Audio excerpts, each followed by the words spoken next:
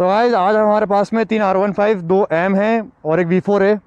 तो इसमें लगा हुआ देखो यहाँ पे, इसमें लगा हुआ ब्लैक कलर का एकरा पाविक फुल सिस्टम छोटा वाला। इसका मैं आपको साउंड चेक करवाता हूँ।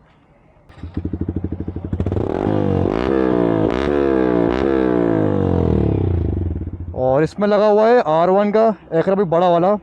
इसका आपको साउंड चेक करवाता हूँ।